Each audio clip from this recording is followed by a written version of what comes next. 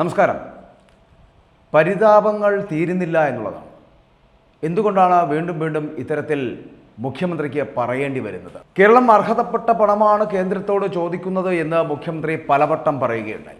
മുഖ്യമന്ത്രി പിണറായി വിജയൻ്റെ സങ്കടങ്ങൾ തീരുന്നില്ല എന്ന് ചിലപ്പോൾ നമുക്ക് തന്നെ തോന്നിപ്പോകും.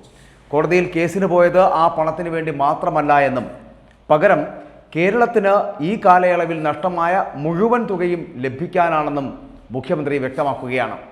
അല്ലാതെ കേന്ദ്രത്തോട് മറ്റുള്ള സമീപനങ്ങളൊന്നും സ്വീകരിച്ചിട്ടില്ല. കേന്ദ്ര ഗവൺമെൻറ്റിന് തോന്നിയ പോലെ കാര്യങ്ങൾ നിർവഹിക്കാനല്ല ഭരണഘടന ചുമതലപ്പെടുത്തിയിരിക്കുന്നതെന്നാണ് അദ്ദേഹം വിമർശിച്ചിരിക്കുന്നത്. പിണറായിയുടെ വിമർശനമാണ് ഞാനീ പറഞ്ഞത്.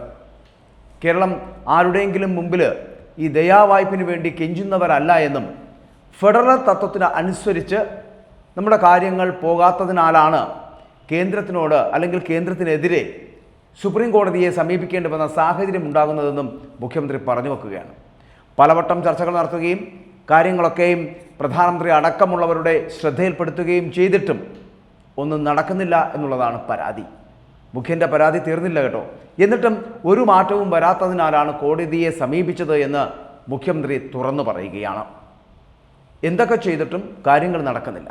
ചർച്ച നടത്തണമെന്ന സുപ്രീം കോടതി നിർദ്ദേശം സംസ്ഥാനം സ്വീകരിക്കുകയാണ് ചെയ്തിട്ടുള്ളത്.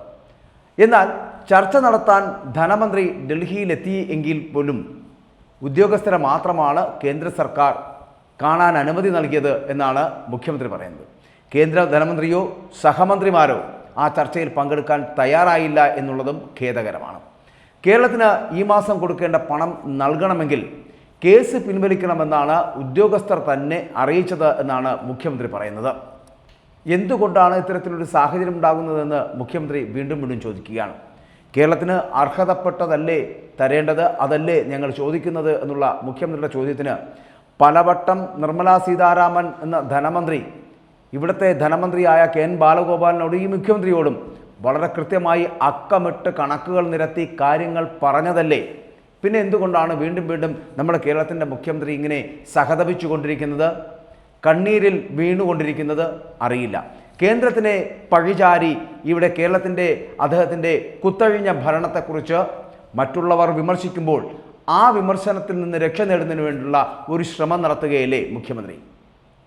കേരളത്തിൽ നിന്നല്ല, ഈ രാജ്യത്തെ മുഴുവൻ സംസ്ഥാനങ്ങൾക്കും അർഹതപ്പെട്ട വിഹിതം വളരെ കൃത്യമായി ഫെഡറൽ സംവിധാനത്തിൻ്റെ കീഴിൽ നിന്നുകൊണ്ട് തന്നെ ഇന്ത്യ ഗവൺമെൻറ് അല്ലെങ്കിൽ കേന്ദ്ര ഗവൺമെൻറ് നൽകുന്നുണ്ട് എന്നുള്ളതാണ് ശരിയും വസ്തുതയും.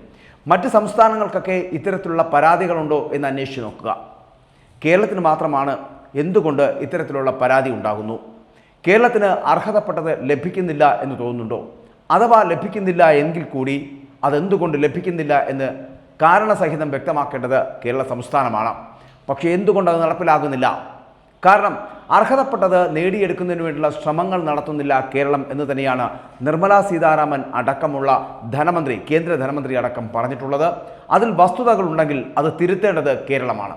അല്ലാതെ കണ്ണീരോടുകൂടി കേന്ദ്രത്തിനെ കുറ്റം പറഞ്ഞിട്ട് കാര്യമില്ല എന്നുകൂടി മുഖ്യമന്ത്രി ഓർക്കുക.